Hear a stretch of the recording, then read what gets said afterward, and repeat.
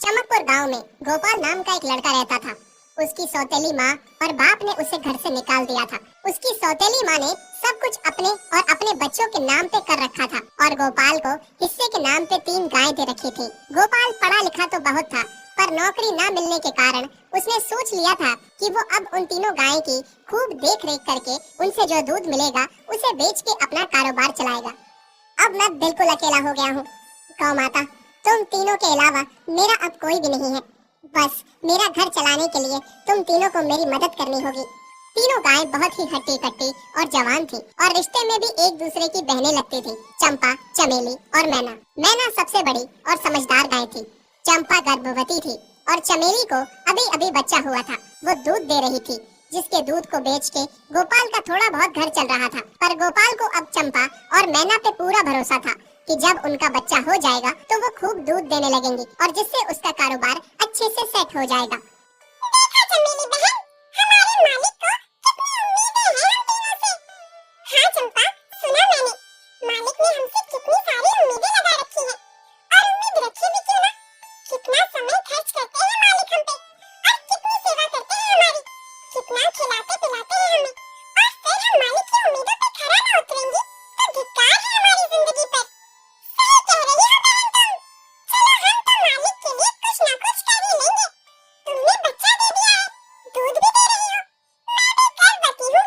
थोड़े दिनों में मैं भी बच्चे को जन्म दे दूंगी, फिर दूध भी देने लगूंगी। लेकिन उस मैना दीदी को देखो, हम दोनों से बड़ी है, एक बार भी बच्चा ना दे पाई आज तक। क्या इसका फर्ज नहीं बनता मालिक के लिए कुछ? ये तो बड़ी है, हमसे ज्यादा इसको मालिक के लिए करना चाहिए था, लेकिन हम छोटी होकर इतना सोच रहे हैं।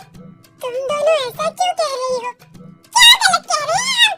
सही तो कह रहे हैं। कितने सालों से बांझ पड़ी हो तुम, ऐसा कैसे कह सकती हो तुम? बच्चा देना ना देना मेरे हाथ में थोड़ी ना है। मैं भी तो माँ बनना चाहती हूँ ना। मैं भी चाहती हूँ कि दूध दूँ और मालिक को मेरे दूध से कुछ फायदा हो। अरे तुम क्या बच्चा दोगी जो इतने सालों से नहीं दे पाई? तुम ये ख्वाब लेना बंद करो कि तुम बच्चा दोगी और तुम्हारे दूध से मालिक को कुछ फायदा होगा। दोनों छोटी बहनें बड़ी बहन मैना की बेबसी का मजाक उड़ाती हैं और उस पे हंसती हैं। इस बात से मैना बहुत दुखी होती है और रोती है कि उसी की बहनें उसको दिलासा देने के बजाय उसे ताने मार रही हैं, उसका मजाक उड़ा रही हैं। फिर एक दिन गोपाल का पड़ोसी उससे कहता है, अरे गोपाल, तुम्हारी 2 गाय तो ठीक है, एक गाय का क्या है? उससे तुम्हें कोई फायदा नहीं है, बेच क्यों नहीं देते उसे? अरे नहीं नहीं भाई साहब, बेचना क्यों उसे? अभी बच्चा नहीं दे रही तो क्या पता कल वो बच्चा दे दे। कोई भी काम जल्दबाजी में नहीं करना चाहिए। अरे नहीं गोपाल, मेरे कहने का ये मतलब था कि तुम्हें अपना कारोबार जल्द खड़ा करने की जरूरत है, क्योंकि तुम्हारे घर वालों ने तुम्हारे साथ जो कुछ भी किया वो बहुत गलत था। अब तुम्हें जो भी करना है अकेले ही करना है। आगे शादी भी तो करनी है तुम्हें, उसके लिए भी खूब पैसा कमाना पड़ेगा। जब तुम्हारी सारी गायें दूध देंगी तभी तो कारोबार अच्छा चलेगा ना। हाँ, बात तो तुम सही कह रहे हो भाई। मेरी मानो तो तुम अपनी गायों को क्रॉस करवा के देख लो, शायद उससे बच्चा हो जाए। हाँ, ये सुझाव तुमने सही दिया, मैं कल ही ऐसा कर लेता हूँ। सुना तुमने मैना बहन मालिक की बातों को? कितना परेशान है मालिक तुम्हारी वजह से, पर तुम्हें तो कोई बात कह ही नहीं सकती, झट से बुरा जो मान जाती हो तुम। मैना ये सब सुन के बहुत दुखी होती है, पर करती भी क्या, उसके हाथ में कुछ नहीं था। गोपाल ने मैना को क्रॉस करवा के भी देखा, पर उसका भी कोई फायदा नहीं हुआ। गोपाल, जो सुझाव मैंने तुम्हें दिया था, क्या वो तुमने आजमाया? हाँ भाई, वो भी करके देख लिया, पर उसका भी कोई असर ना हुआ। ये गाय किसी काम की नहीं है गोपाल, मेरी मानो तो इसे बेच दो।